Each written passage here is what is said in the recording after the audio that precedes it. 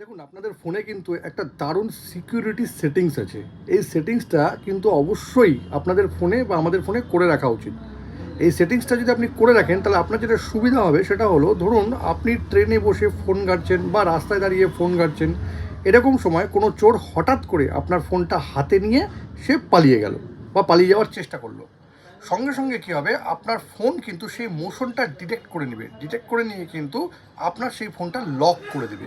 তো লক করে দিলে কী হলো, আপনার ফোনের কিন্তু যে সিকিউরিটি আছে সেটা কিন্তু থেকে গেল।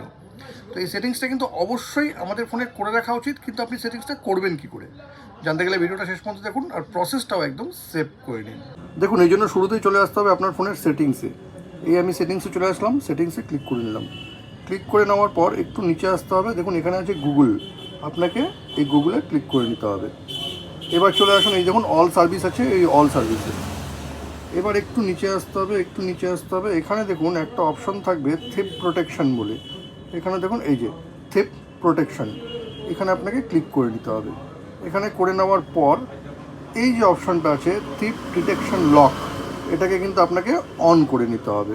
এই ওকে করে দিলাম, এটা কিন্তু অন হয়ে গেল। ব্যাস, আপনার কাজ কিন্তু হয়ে গেল। ফোনের এই দারুণ সেটিংসটি যদি কখনো আপনার কাজে লেগে থাকে, তবে কিন্তু এটাকে অবশ্যই শেয়ার করবেন।